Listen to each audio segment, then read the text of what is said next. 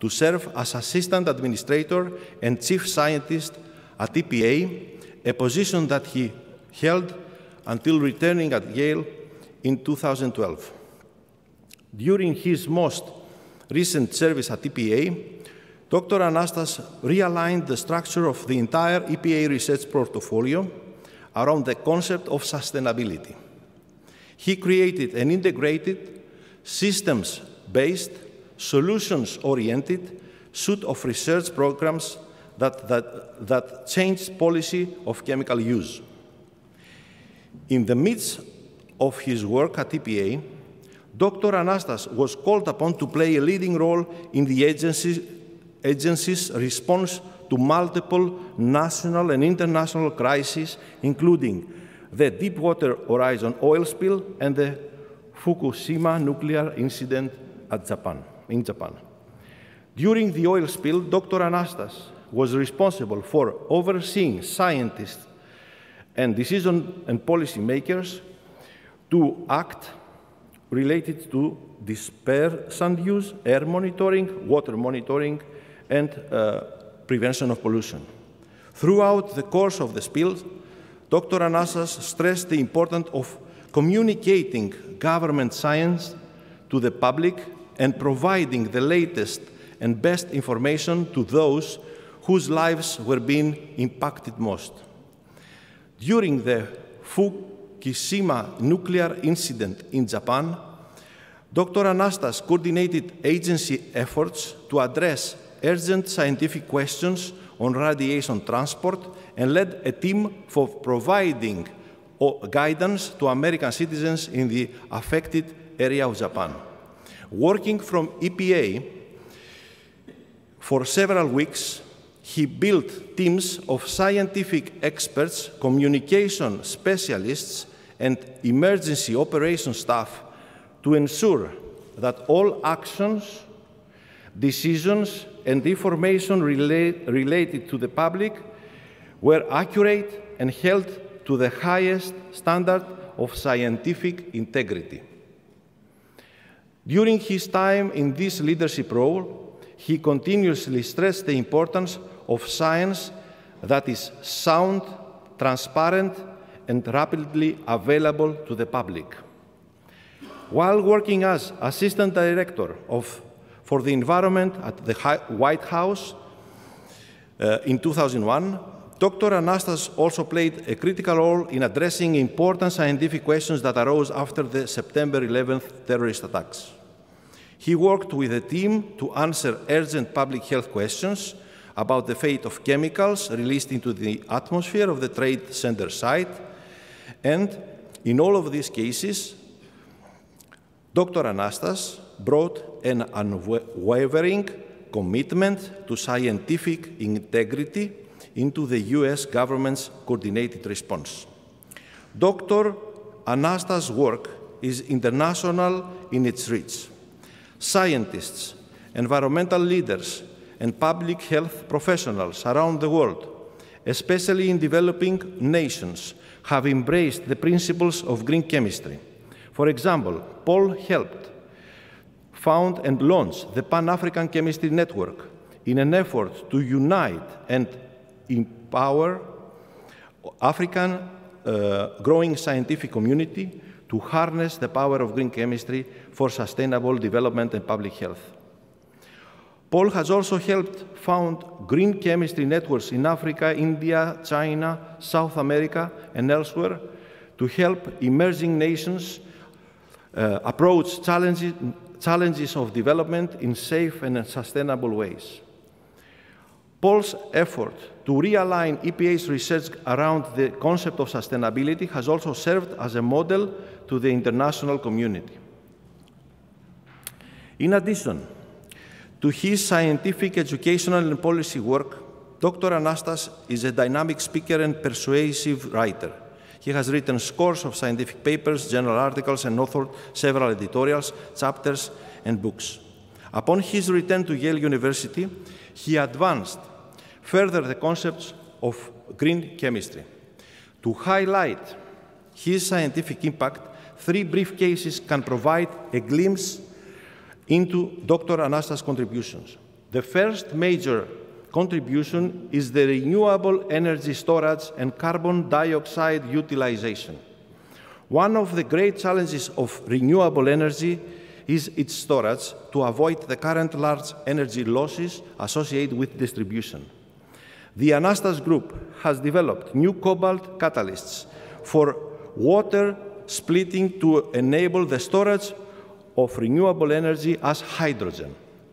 Anastas designed and synthesized the first disordered cobalt coordination polymer catalyst to be efficient and selective for water oxidation and generate fuel from water and sunlight. His group created the ability to utilize seawater rather than pure drinking water to generate hydrogen. When that hydrogen is combusted, the product is pure water, yielding not only a solution to a renewable energy challenge, but also advancing energy-efficient desalination as well. The catalyst and its applications have been patented, and Paul created Catalytic Innovation Incorporation. The company's technology is pursuing carbon dioxide utilization and is currently in the $20 million Carbon X Prize. The second achievement focuses on new synthetic methods to transform bio-based feedstocks. New synthetic methodologies allow the transformation of complex biomass mixtures into a large portfolio of usable molecular building blocks and supported the transition from a petroleum-based chemical enterprise to one that utilizes biomass for specialty and bulk chemicals alike. Coupled with this work was an interesting research collaboration between Anastas Group and Crimson Group that recognized that a major environmental technology to clean hazardous waste sites is phytoremediation, with uptake of pollutants from plants. The third research line is molecular design for reduced toxicity. Anastas has been considered a leader in advancing science of designing molecules de novo to disfavor persistence, bioaccumulation, biomagnification, and toxicity. Principle 4 of the 12 Principles of Green Chemistry, published in 1998, emphasizes the imperative of striving to design molecules with minimal hazard. Anastas' foundational paper towards a comprehensive molecular design framework for reduced hazard set the conceptual basis for his efforts as principal investigator of the NSF-funded Molecular Design Research Network. Paul Anastas' career has included basic research, teaching, government service, founding manufacturing companies, launching international non-for-profit organizations, international public outreach, and mobilizing capital investments into sustainable technologies. He has been a key leader in academia, in business, in capital investment, in government and not-for-profit organizations. Paul published more than 20 scientific papers, patents, and 14 books, co-founded 5 companies, served 4 years at the US presidential administrations, 15 years in the US government, and 15 years at Yale University. In summary, Paul Anastas started green chemistry as a thread of an idea, and today the thread is present in our education systems, academic conversations, policy decisions, and manufacturing schemes. The tapestry is not yet fully woven, but because of Dr. Anastas' scientific achievements, the seams are in place. Because of his efforts to inspire, educate, and mobilize a rapidly swelling global network of green chemists is standing ready at the loom. Through his foresight and action, Dr. Anastas has changed the world. Scores of hazardous products have been taken off store shelves People around the world have been exposed to fewer toxic chemicals, the environment is cleaner, and lives are safer. Because of his efforts, the scientific community can now design safety into the products we use daily, and a new generation of scientists is empowered with the tool to incorporate public and environmental health into the foundation of their scientific work. Despite of all his achievements, Paul's greatest source of happiness is his family, his wife, Julie, and his daughters, Kennedy and Aquina. For all these reasons, it is a great honor and pleasure for me, but I'm sure I also speak on behalf of all the members of our department and the university to welcome Dr. Paul Anastas to the Honorary Doctors of the Chemistry Department of NKUA. We are looking forward to a firm, creative, and fruitful collaboration. Dear Paul, thank you very much for all your achievements in science and policy, and please accept our most sincere congratulations and welcome. Thank you.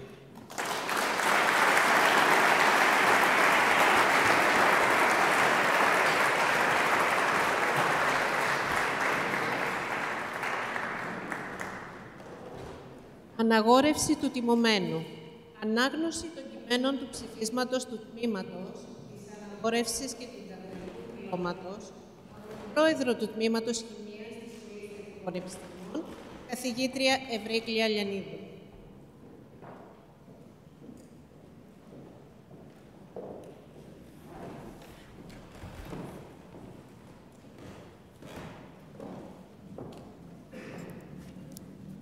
Εθνικών και Καποδιστριακών Πανεπιστήμιων Αθηνών. Ψήφισμα του Τμήματος Χημείας της Τοθετικών Επιστημών Σχολής, τύχη αγαθή.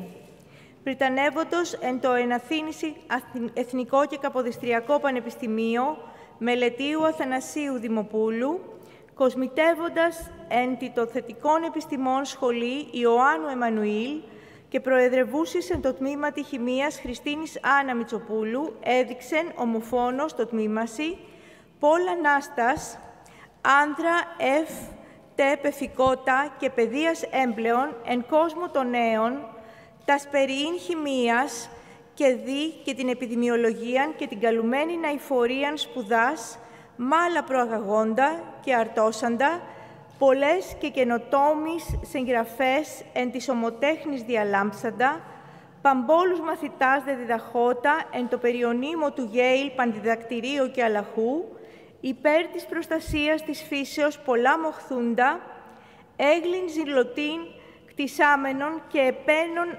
αγλαών αξιοθέντα, προς δε τούτης εύνουν της έλυσιν δε διατελούντα και το ημετέρω τμήμασι, εν επιστήμη παραστάτην δεξιών αίγνωριζόμενων, έδοξε λέγω, αυτόν τε ενέσε και επίτιμο διδάκτορα του τμήματος αναδείξε, το δε ψήφισμα τόδε μεμβράνην αναγράψε και την του τμήματος πρόεδρον δημοσία εν τη αιθούση τη μεγάλη αναγνούσαν και τα στιμάς ανυπούσαν, επιδούνε αυτό ή εάν ημέρα η αναγόρευσης γέννηται, καθώ και νόμιστε. Εγένετο Αθήνηση μηνός Απριλίου, Τετάρτη έτους Δευτέρου και 20ου και δυσχυλιοστού από Χριστού Γεννήσεως. Η πρόεδρος του Τμήματος Χημείας, Χριστίνα Άννα Μητσοπούλου.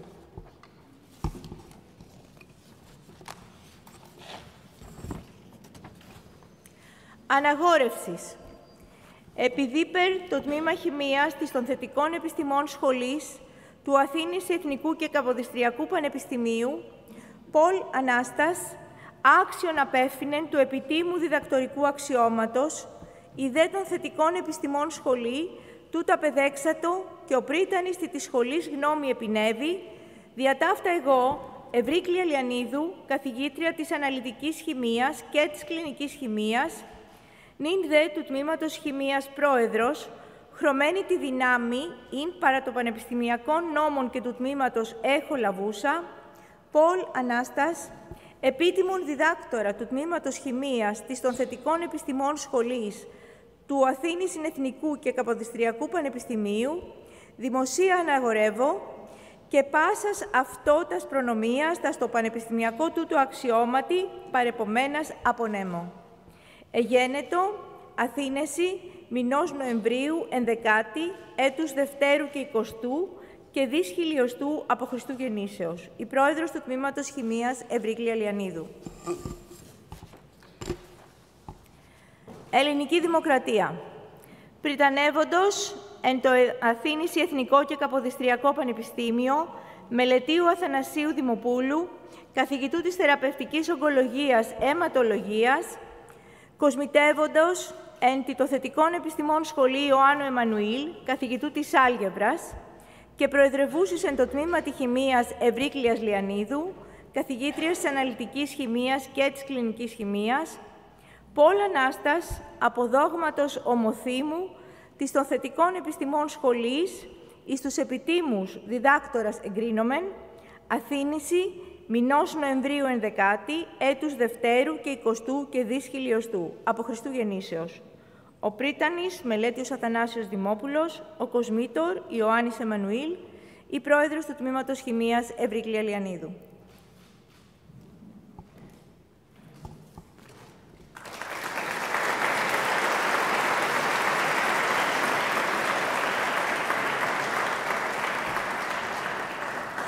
Περιένδυση του τιμωμένου με την τύμπαινο της Σχολής Θετικών Επιστημών από τον κοσμήτορα της Σχολής, καθηγητή Ιωάννη Εμμανουήλ.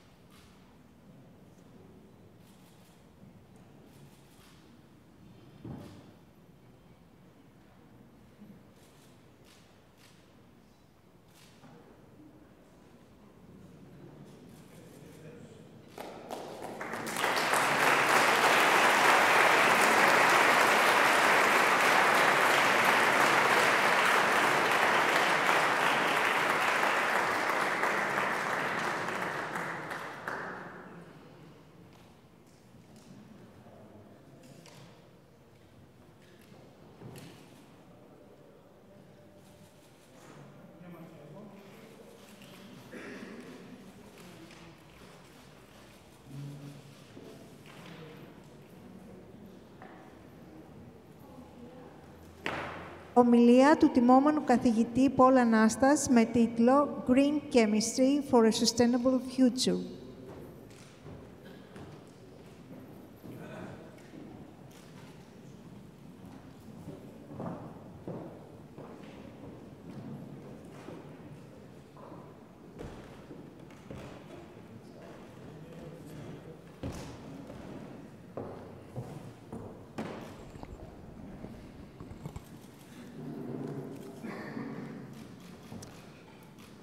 Rector, President, Deans, Chairs, Professors, distinguished guests, friends.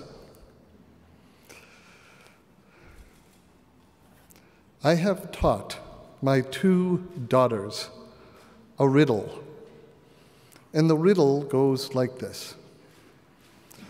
What is it that you give away, but you always keep with you? And the answer is gratitude. The gratitude I have today to the University of Athens for welcoming me as part of the family is immense and lasting. So I hope you will indulge me just briefly if I express that gratitude just a bit, because it would be easy for me to say thank you to Professor Nikos Damadis for that very kind introduction and review of my life. But my gratitude goes far beyond that, My gratitude is perhaps only surpassed by my admiration for the work, not just as a scientist, but as a builder, something that has caused the world, I will say at least an ocean away, to pay attention to the wonderful work here at the University of Athens. As you heard, my grandfather came over to America about 100 years ago and gave birth to my father, and it was my father that gave me my Greek heart. Tomorrow would have been his 93rd birthday. Sadly, he has been gone almost as long as he was alive. But it is because of him, in so many ways, that I am here with you today. And so this lecture is dedicated to my father. Now, before I start with my lecture, I do need to say that as deep and abiding as my gratitude is, I must say that I don't believe, despite what you heard in the introduction, that I have ever received an award. The reason I say that is because I don't believe that awards or recognition go to people. They go to actions. I've often been quoted as saying, don't praise the nouns, praise the verbs. So if indeed this recognition today is for the actions that I may have taken over the years to advance green chemistry, it is absolutely shared equally by the worldwide community of chemists who are advancing green chemistry every day and sustainable design every day. And so it is an honor to be part of that community and share this recognition with them.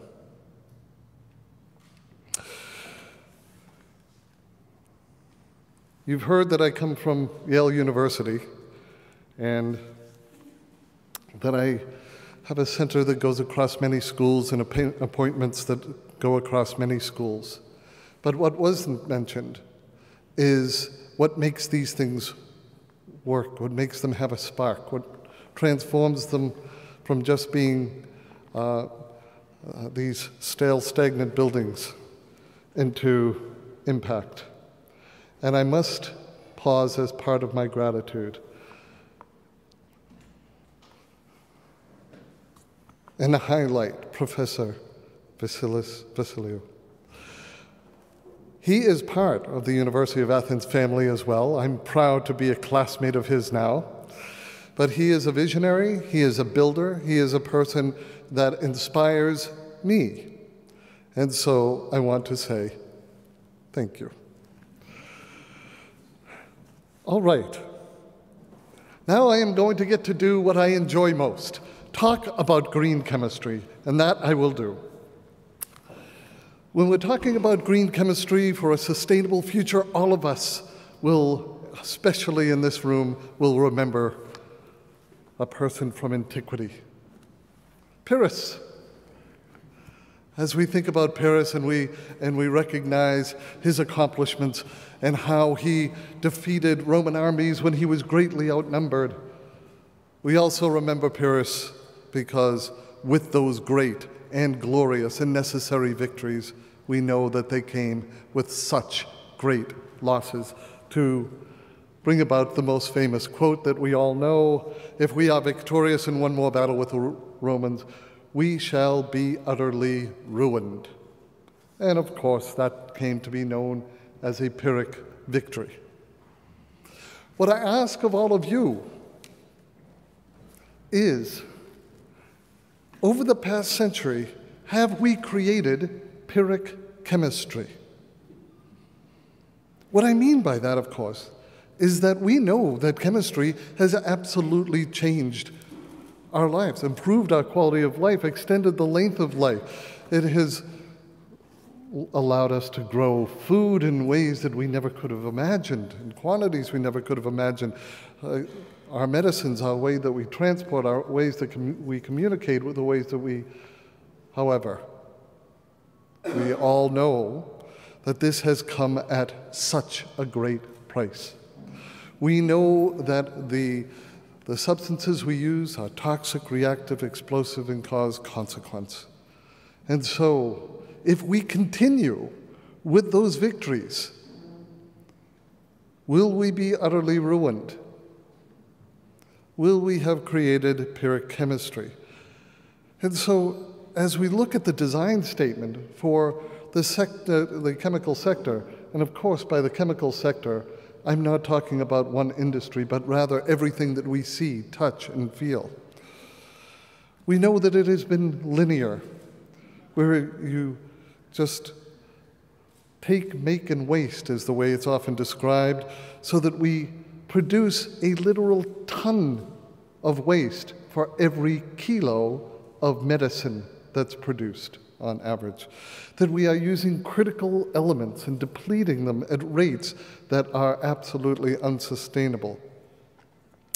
When we look at the fact that every one of us has chemical substances that were not known when I was born, and all of them are building up in our bodies, bioaccumulating in our bodies.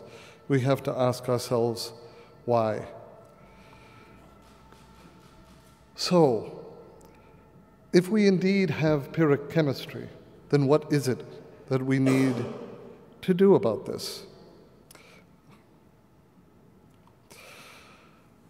For most of my lifetime, there have been people dedicated to trying to clean up the world, clean up the air, clean up the land, clean up the water, and dedicated their lives to doing it. But we also need to acknowledge that at times, with all of these noble goals, with all of these valiant efforts, we sometimes do the right things and do them wrong. I'll give just one example. We all know that we want to move toward biofuels. We don't want to have the damage of fossil fuels, and yet we know that if you make things like bioethanol from corn that competes with food, with feed for animals, with land use options that uses toxic fertilizers and pesticides that wind their way down our rivers and create eutrophication dead zones, that we might be doing the right thing, pursuing biofuels and renewable fuels, but we may be doing it in the wrong way. So how do we step back? How do we recognize that our desire to have a cleaner, more sustainable world, we need to think differently to do the right things right? I love this quote by Einstein that I'm sure all of you have heard, and that is that problems cannot be solved at the same level of awareness that created them. So while it has always been the case that previously we wanted to have functional performance, we wanted our paints and our glues and our textiles to work the way we wanted them to, it wasn't enough.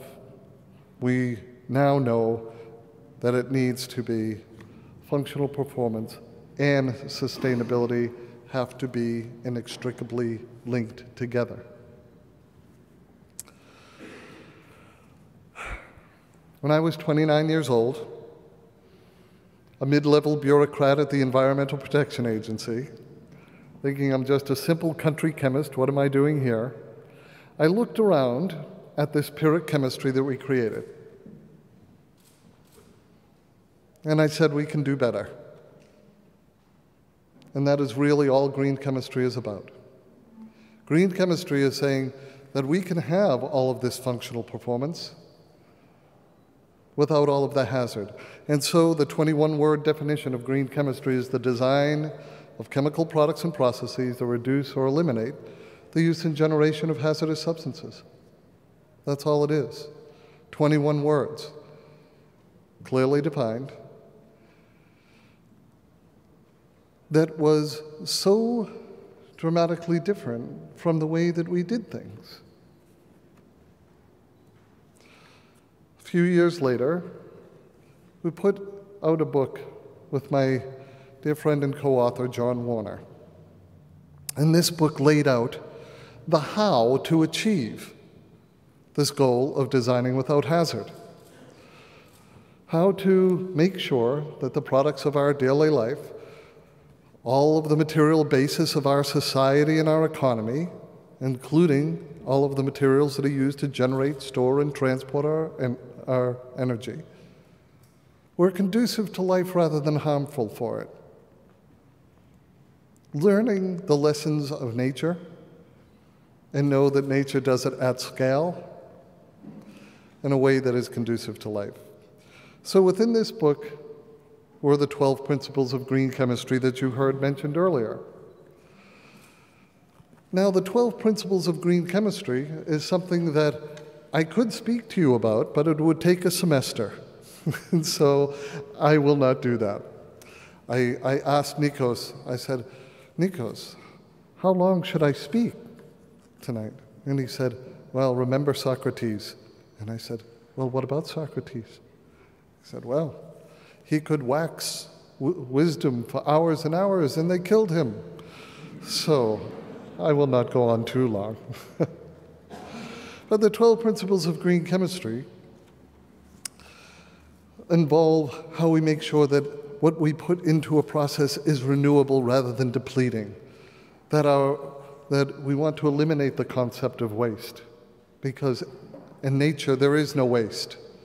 Anytime there is a waste in nature, an organism evolves to transform it into a feedstock. To make sure that our products are not toxic, that our energy is renewable, and I could go on walking you through these 12 principles. And at the end, you would say, well, these things are obvious, except that they have almost nothing to do with how we do things today. The 12 principles of green chemistry developed, well, they got a lot of attention. But they didn't get that attention because they were brilliant or wise, in my opinion. They got that attention because they were obvious. They got that attention because it was such a moment to say, hold it, this is of course the way we need to do things. People have that slap the forehead moment. Because as we look at how we were doing things 30 years ago, and sadly still too much today, we have entire industries that are geared toward cleaning up after all of the waste that's generated across manufacturing. Perhaps some of you know that if you look at the inputs that go into manufacturing, 95% of all of the inputs end up immediately as waste. Immediately. Green chemistry was simply saying we could do better. When we look at how we dealt with our substances, are they fossil-based, are they finite?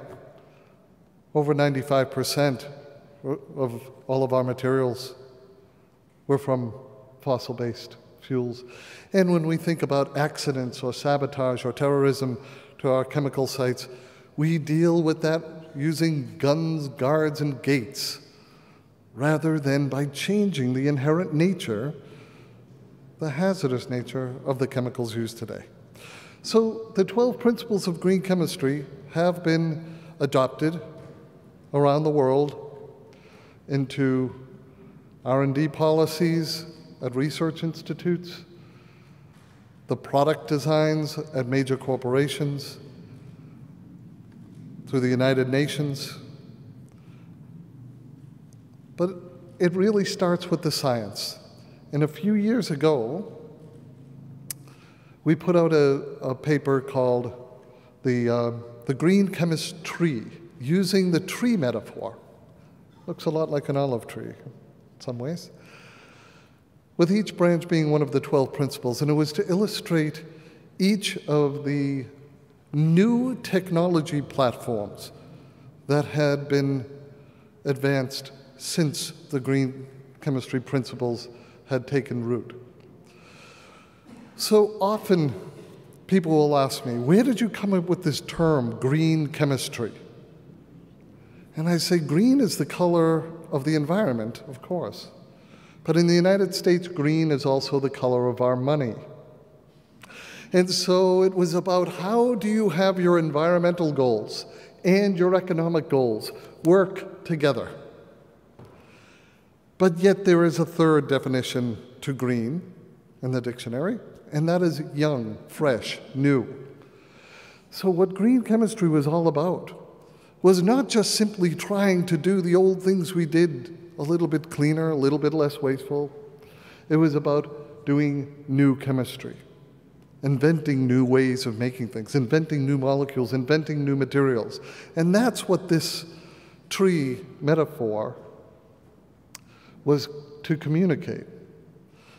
But while I could tell you about all of these different types of inventions, new catalysts, new solvents, and the chemists in the audience might enjoy that quite a bit, I'll instead say what industry sectors have been impacted.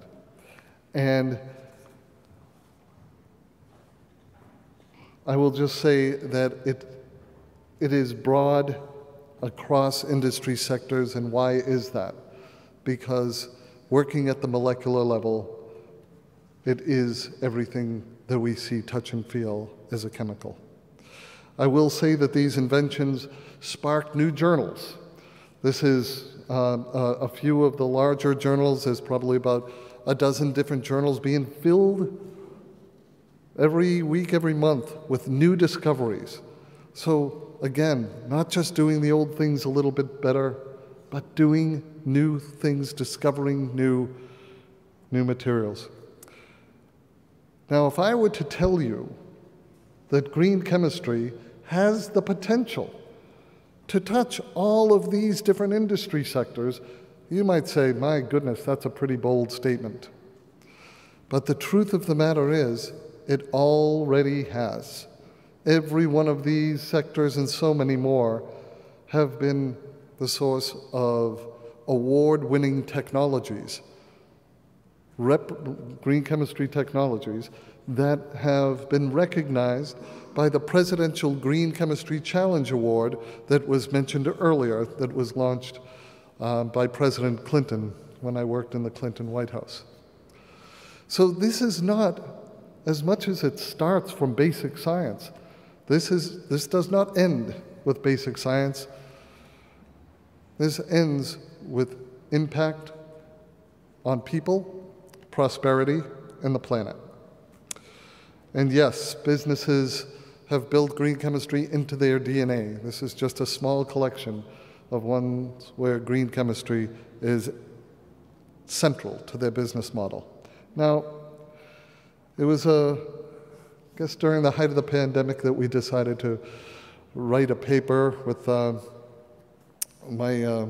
my best collaborator, Professor Zimmerman, a brilliant colleague, Walter Leitner, and a talented student, Hanno Erythropel, called Designing for a Green Chemistry Future. And this set out the model of the kind of change, systemic change, that is necessary across our economy in order to pivot to a sustainable future, whether it's on climate, whether it affects biodiversity, whether it affects all of the different critical elements, water, all of the different sustainability challenges. And one of the things in this framework, we start off by saying any product that is produced is going to have to accomplish its desired function. A new product that is sustainable but doesn't work as well, my goodness, that is not going to be very sustainable, certainly not in the market, and so that's your first check. But after you check that, you need to make sure. Was it made from depleting resources?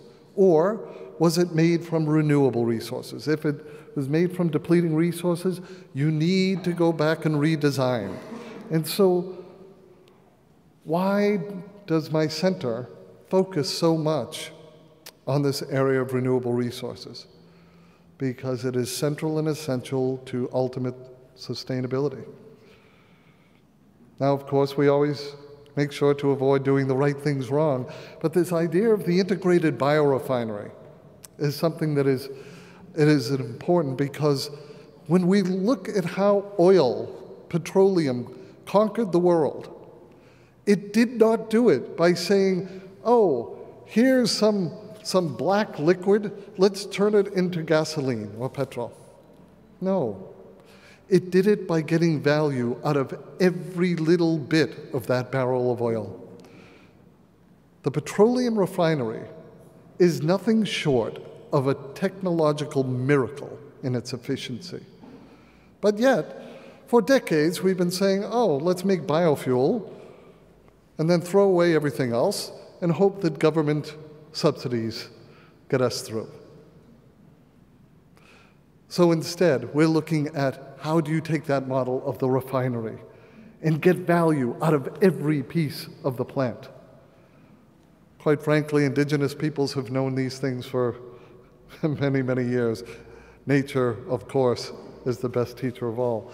But we focus on things like getting every part of the plant. So yes, did we develop a new catalyst system for breaking down lignin, the strong component of wood? Of course. Why? Because it is the only natural source of aromatic chemicals that are so crucial in petroleum, but they give it to us in our trees.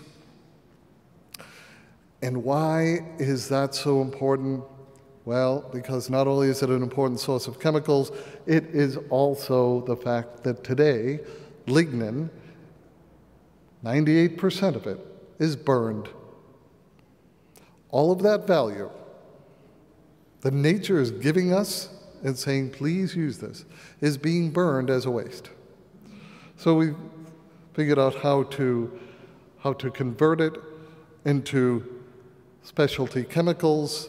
We also looked at how you do things like, instead of making surfactants, which are a class of chemicals that are used in virtually all of your daily products, any formulated product, any shampoo, any cleaner, these surfactants, how do you make them? By putting a fat and a sugar, putting them together elegantly.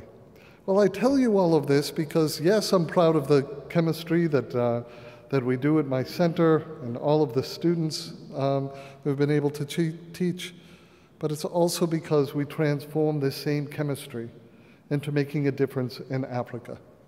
The African Power Initiative is something we launched almost 20 years ago, 15 years ago.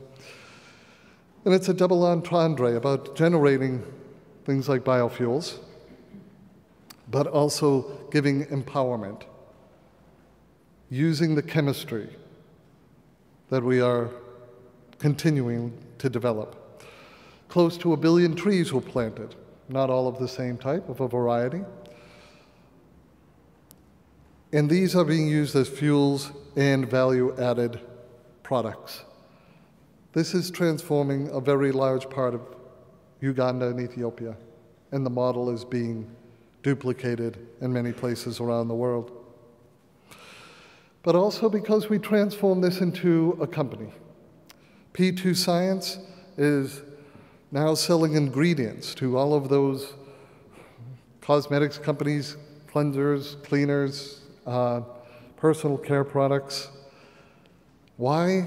Because we wanted to show that you can make money from sustainable products, from sustainable business. Because it was always the myth that, well, sustainability, green chemicals, they're going to not work as well and cost more. This is showing that is a myth, and belying that myth every day, and this is expanding every day. So it is in, these P2 ingredients are now in many of your products. So we also said that we want to make sure not only that it's renewable, but it's non-toxic. We've done a lot of work on how you come up with design rules so that from the start, you know that these substances aren't going to be able to cause cancer, neurological, developmental types of toxicity. And we've opened a network called the Molecular Design Research Network for reduced toxicity. It would take me quite a long time to talk about all of the science that is part of this and the quantum modeling that's done for these types of approaches.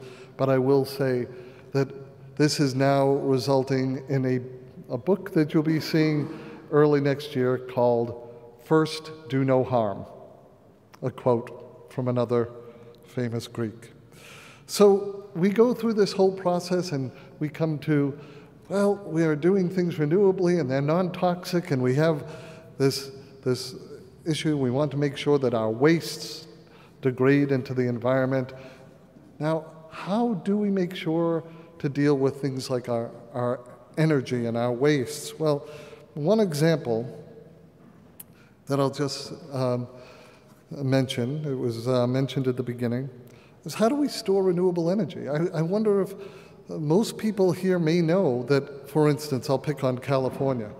California produces tremendous amounts of wind and solar power, and so much of it goes to waste because of lack of renewable energy storage. You need to store it when the sun's not shining or the wind's not blowing, and so one of the things we developed was a way of splitting water. Now, as you know, the ability to split water has been known for quite some time, but doing it efficiently has often relied on extremely rare precious metals, and some of the biggest used metals were things like iridium. So we said we need to go to things that are more common, more basic, more plentiful, and we pivoted to cobalt. 10,000 times more plentiful, 10,000 times less expensive in order to split water. And I told my students, go down to the ocean. We need to do seawater. They said, okay, we'll make up some synthetic seawater. I said, no, we don't make, well, we want it to be pure. No, we are on the ocean. You go down and you get a bucket of seawater. We tested it in seawater. Why is that so important? Because it is crucial if we want to make technologies that are not just going to be for the richest of the rich, but are going to be able to be used around the world. So we split the seawater and we have our hydrogen. We can store renewable energy, solar, wind, as hydrogen, and then combust it in various ways to this pure water. But we also recognize the biggest waste product of our time, the biggest, most threatening waste product of our time, which is, and that technology founded a company that we launched called Catalytic Innovations. And as we are doing our work in Catalytic Innovations, we said, but what do we do? What do we do about CO2? So we took the hydrogen. We developed a catalyst to combine with the hydrogen in effective ways to make a number of products. One of the products that we made was ethanol. And you say, making ethanol from CO2? Yes. Part of this company, called the Air Company, turned that CO2 into the world's first carbon-negative vodka. Carbon-negative vodka. It is winning awards around the world for taste. It is a luxury vodka. And you'll say, well, that's nice, Paul, but all the vodka in the world isn't going to solve our climate change problem. That was never the intention.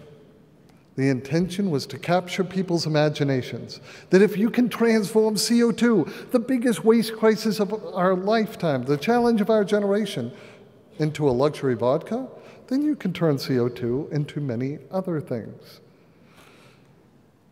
And turning that CO2 into other things at scale is what the Air Company is all about. Let's see if this works.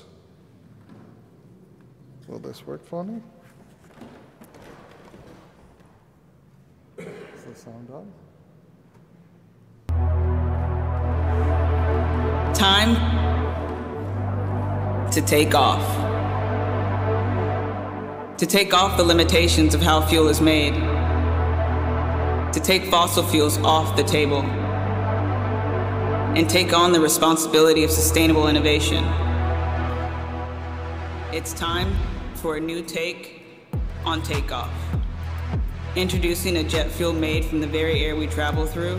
We're using carbon technology to take CO2 from the atmosphere and transform it into sustainable aviation fuel, turning our planet's most abundant pollutant into a never-ending resource. The path to a cleaner future is in the air. Time to take off.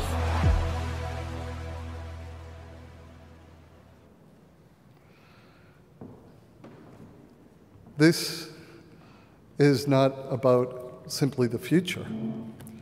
2 weeks ago, there was the announcement that this is now commercial, with JetBlue Airlines and Virgin Atlantic Airlines buying all of the CO2 neutral, sustainable aviation fuel being produced by the Air Company.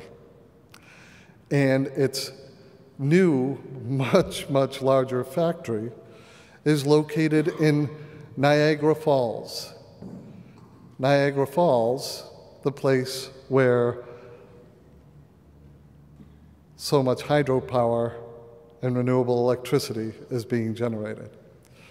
So I want to acknowledge the work of a particular student, Steph Sheehan, who is the Chief Technical Officer, because at the Center for Green Chemistry, when we spin out companies, we also spin out the Chief Technical Officer. And this is part of our model. And we're finding that while we have many professors that have come out of our center, we have just as many entrepreneurs, because we know that there's so many different ways to make impact. Now, I'm pretty sure you can find the chemical factory in this picture, but you probably can't find the chemical factory in this one. This is the Air Company in the middle of Brooklyn, among the apartments, among the stores, among the parks. So we went through this framework, and as I wind up, I just want to say that this is the shift that we need to make, going from fossil and depleting to renewable, going from toxic to helpful, going from degrading to restorative, changing waste so that we eliminate the concept of waste. And this framework, again, is, I will argue, not brilliant, not wise, not insightful, but it is obvious.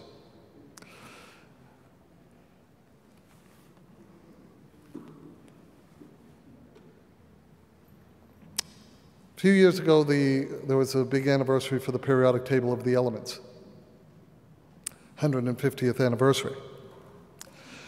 And I must say that as a proud chemist, as a proud scientist, this is something that is moving, because I have genuine esteem for the periodic table. But one of the things that I've also realized that if we're going to make a sustainable transition to a more sustainable world, it's not going to happen with chemistry alone. It's not going to happen with science and technology alone. Now, at the center of this periodic table are those scientific elements. The new synthetic methodologies, the new catalysts, the new solvents. But to the left, those pink elements are the humanitarian elements. They're the reasons that we do what we do in the lab. They are the drivers in order to provide more food, provide clean water, provide sustainable shelters and buildings, etc. But it is to the right of those elements that we have the enabling system conditions. In other words, those things that are going to make the new inventions, the new materials, the new technologies go to scale and make an impact in the world. And those things will need to include new policy frameworks, new economic models, new ways of communicating, new business models, new ways of funding not only research, but startup companies that need to go to scale. All of those different ways of thinking, different ways of doing, different ways of implementing are essential to sustainability being accomplished at scale so that we can get all the way to the right, which is our noble element. Those being our visionary over-the-horizon goals. I will say that when I was young, in the late 20th century, I liked science fiction. And science fiction, when I was young, and maybe when many of you were young, was hopeful. It was about exploring strange new worlds. It was about having jetpacks. It was about having flying cars. It was about practically utopia. But if you look at science fiction today, it is dystopian, post-Armageddon, post-apocalyptic. And we ask ourselves, was it because the 20th century is so wonderful? No. We had abject poverty. We lost over 100 million people to war. We were on the verge of nuclear annihilation at times. No. It's an idea about perspective and perception and how we view what's possible. When I was growing up, the most hopeful sentence one could say is that anything is possible.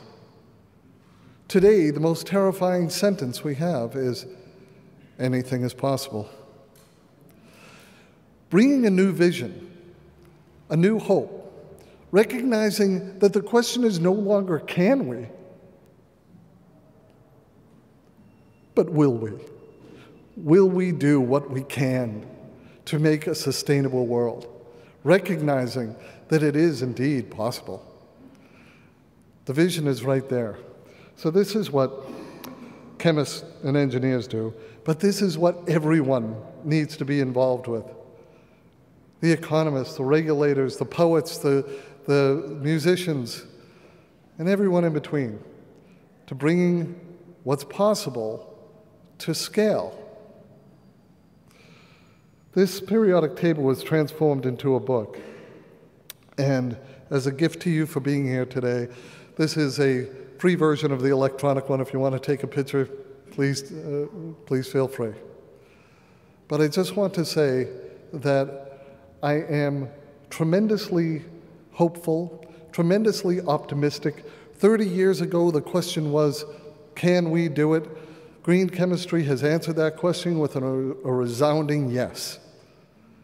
And now, we must all be part of making sure that this is implemented at scale. So whether we are looking at climate or water or food, that we are able to move to a more sustainable world. I will end simply by saying thank you once again. It is an honor to be part of the University of Athens, and that I truly believe that the difference between what we do and what we are capable of doing will more than suffice to solve most of the world's problems. Thank you.